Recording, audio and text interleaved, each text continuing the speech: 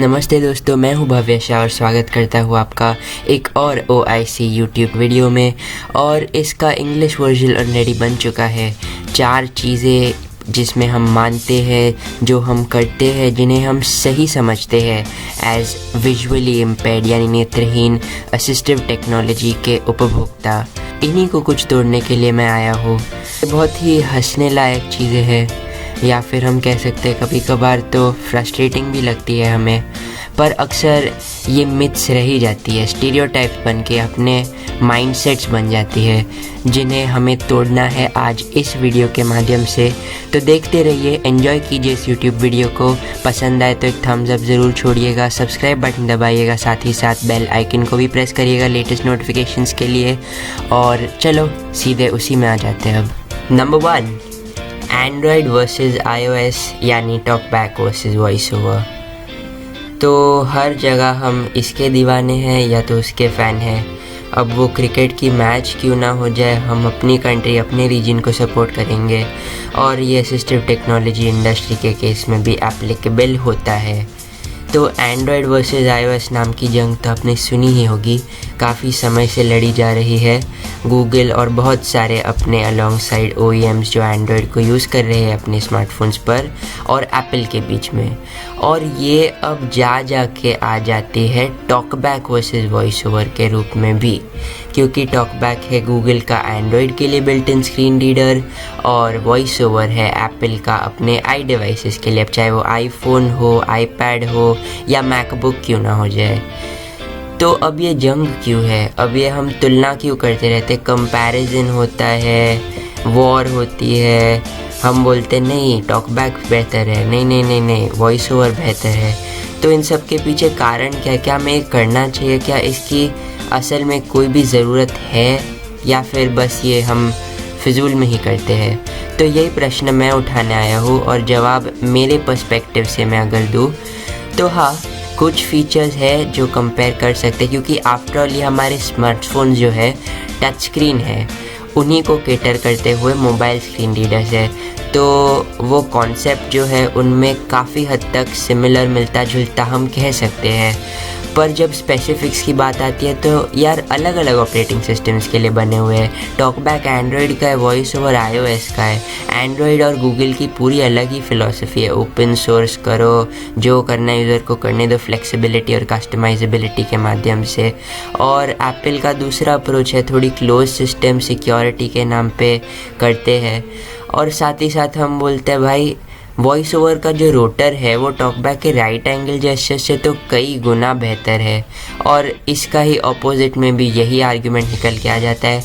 अब भाई ये तो हम कह नहीं सकते कि ये बेहतर है वो बेहतर है। जेस्चर फ्रेमवर्क्स तो एक यूज़र की पर्सनल चॉइस है।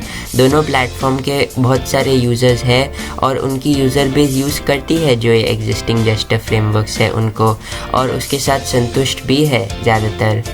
तो चलो थोड़ी कंस्ट्रक्टिव ग्राउंड ढूंढते हैं जिनमें हम एक्चुअल में कुछ कंस्ट्रक्टिवली कंपेयर कर सके, बोल सके कि नहीं ये फीचर टॉकबैक में होना चाहिए, वॉइस ओवर में ऑलरेडी है, तो ये डालो भाई गूगल के डेवलपर्स। या फिर जिस प्रकार टॉकबैक में अलग अलग TTS इंजन्स को यूज़ कर सकते हो, वो सारी चीज़ें लाओ यार वॉइस ओवर में। तो अगर तुम ज़्यादा स्पेसिफिक रहो अपने सजेशन में, सुझावों में, फीडबैक में, तो ही मैं समझता हूँ कि एक बेहतर और एक ज़्यादा ब्राइटर हम फ्यूचर सेट कर सकते हैं, शेप कर सकते हैं, स्ट्रक्चर कर सकते हैं यूज़र्स के रूप में ही, हमारे आने वाले यूज़र्स के लिए जो अब एंड्रॉयड, iOS और दूसरी टच स्क्रीन मोबाइल प्लेटफॉर्म्स को धीरे धीरे करके डेवलपिंग कंट्रीज़ से लेकर डेवलप्ड कंट्रीज़ में एम्ब्रेस कर रहे हैं। नंबर 2, NVDA तो भाई एक घरेलू स्क्रीन रीडर है। तो NVDA, जिसका फुल फॉर्म है नॉन विजुअल डेस्कटॉप एक्सेस, बिल्कुल ही फ्री है, बिल्कुल ही ओपन सोर्स है, और काफ़ी हद तक कम्युनिटी ड्रिवन एक स्क्रीन रीडर है माइक्रोसॉफ्ट विंडोज़ ऑपरेटिंग सिस्टम के लिए।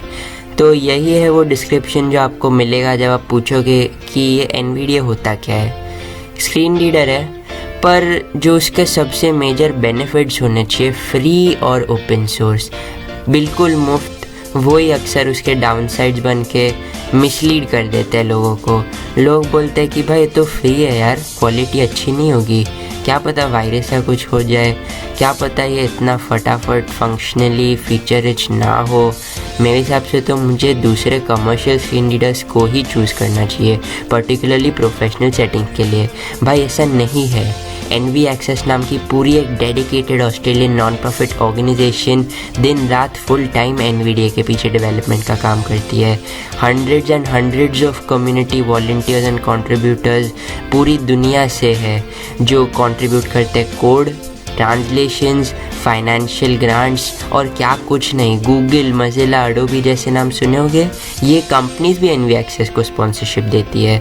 और NVIDIA सिर्फ घर में या स्कूल में बच्चों द्वारा यूज़ नहीं किया जाता, ये बिल्कुल ही गलत विचारधारा है आपकी। इनफैक्ट यूनिवर्सिटी प्रोफेसर्स से लेकर स्कूल गोइंग स्टूडेंट्स और होम यूज़र्स से लेकर कॉर्पोरेट प्रोफेशनल्स तक भी NVIDIA को यूज़ किया जाता है। वेब एक्सेसिबिलिटी और सॉफ्टवेयर एक्सेसिबिलिटी टेस्टिंग के क्षेत्रों में भी अब NVIDIA को as an open source testing option widely adopt और रिकग्नाइज किया जा रहा है। अगली बार आप सोचो कि भाई फ्री और ओपन सोर्स का मतलब इन्फीरियॉरिटी, ये ध्यान में रखना। Android, Linux, Unix, NVIDIA of course, ये सभी बिल्कुल ही फ्री और ओपन सोर्स सॉफ्टवेयर है। नंबर 3, स्पीच सिंथेसाइजर और स्क्रीन रीडर तो भाई एक ही चीज़ है ना।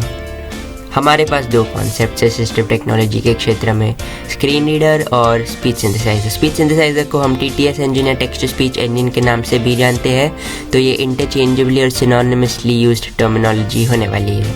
स्क्रीन रीडर में शामिल है talkback, voice over, NVDA, JAWS और बहुत सारे। और स्पीच सिंथेसाइजर में शामिल है AT एलोक्वेंसी, स्पीक न्यूएंस, वोकलाइजर, एक्पेला और भी बहुत सारे। तो हम इनको मिक्स क्यों कर देते हैं यार।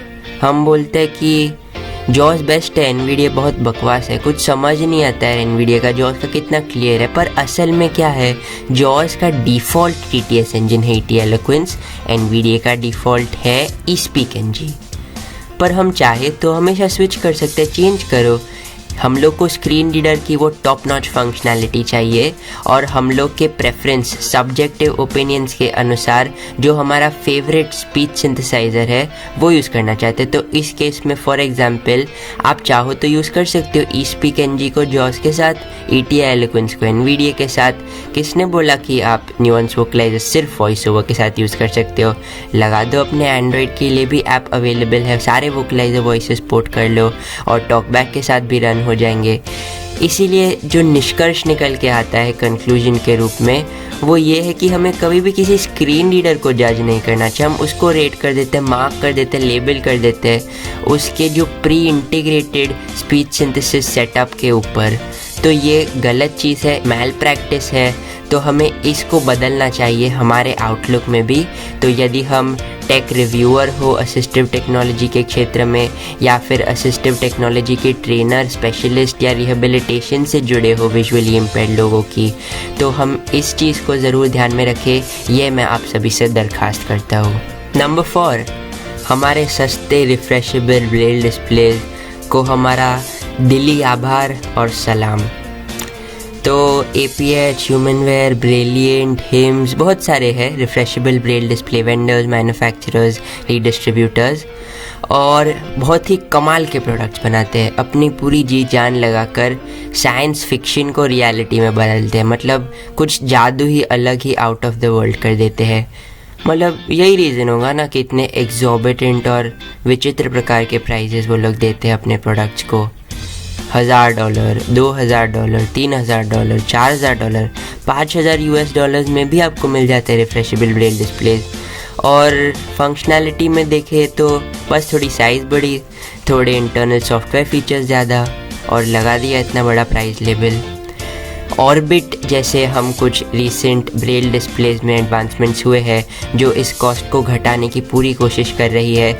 और हालांकि ये ऑर्बिट ब्रेल डिस्प्ले अभी तक मार्केट में मास प्रोड्यूस नहीं हुआ, मैं आशा करता हूँ कि ये एक सक्सेसफुल बेंचमार्क सेट कर दे रिफ्रेशेबल ब्रेल डिस्प्ले इंडस्ट्री में। पर अभी के लिए कुछ स्टैटिस्टिक्स ले लो। $1000 है अप्रॉक्सीमेट एक एवरेज रिफ्रेशेबल ब्रेल डिस्प्ले की कॉस्ट की। कम ही बता रहा हूँ मैं, पर फिर भी मैं इसको lower end of the spectrums को एवरेज पे रखता हूँ। $1000 कितने हुए? लगभग 64,000 इंडियन रुपीज़। ठीक है 64,000 इंडियन रुपीज़। अब हम इसको देखते हैं ईरान की करेंसी में कितने हुए, 3.25 करोड़ ईरानियन रियाल्स। सही सुना आपने मुझे, 3.25 करोड़ ईरानियन रियाल्स। तो मतलब क्या लगा रखा है ये आप, हमें MEDC कंट्रीज़ को तो कंसिडर कर लेते हो, जिनके पास होता है first world countries, developed countries में आ जाते हैं उनके नाम, पर हमारा क्या इंडिया ईरान में भी होते हैं विजुअली इम्पेयर्ड और साथ ही साथ हियरिंग इम्पेयर्ड कस्टमर्स आपके, जो रिफ्रेशेबल ब्रेल डिस्प्लेस को यूज़ करना चाहते हैं, यूटिलाइज़ करना चाहते हैं। ऐसे प्रोडक्ट्स उनके भी एक्सेस में होना चाहिए। अफोर्डेबिलिटी के मामले में रिफ्रेशेबल ब्रेल डिस्प्लेस को बहुत लंबी जर्नी अभी भी तय करनी बाकी है, और हम आशा करते हैं कि जल्द से जल्द ये कॉस्ट रिड्यूस हो जाए और ज़्यादा से ज़्यादा लोगों के हाथ में हम रिफ्रेशेबल ब्रेल डिस्प्लेस और दूसरे असिस्टिव टेक्नोलॉजी, सॉफ्टवेयर और हार्डवेयर प्रोडक्ट्स सभी को पहुंचा सके। यही थी वो 4 चीज़ें जो मुझे लग रहा है मैल प्रैक्टिस से गलत हो रहा है, इसको बदलना चाहिए असिस्टिव टेक्नोलॉजी इंडस्ट्री में, और यूज़र्स के हाथ में ही है सब कुछ। तो चलो चेंज करते हैं अपनी आइडियोलॉजी को, अपनी फ़िलासफ़ी को, और डिमांड करते हैं जो हमें रिक्वायरमेंट्स है फंडामेंटल। और वीडियो पसंद आया हो तो वो थम्स अप ज़रूर दीजिएगा लाइक बटन को प्रेस करके, चैनल को सब्सक्राइब ज़रूर करिएगा। वीडियो को अगर आप शेयर करना चाहें तो अपने दोस्तों तक ज़रूर शेयर करिएगा। बाकी कमेंट दीजिए, फीडबैक आपकी चाहिए, कौन सा वीडियो कौन से टॉपिक पे आप क्या हमें कवर करवाना चाहेंगे। इंग्लिश, हिंदी, दोनों लैंग्वेजेस में हम पूरी कोशिश करेंगे कि लेटेस्ट एंड ग्रेटेस्ट आपको जल्द से जल्द असिस्टिव टेक्नोलॉजी के इंडस्ट्री से प्रोवाइड करवा सके। अभी के लिए बस इतना ही, ठीक है, मिलते हैं अगले वीडियो में।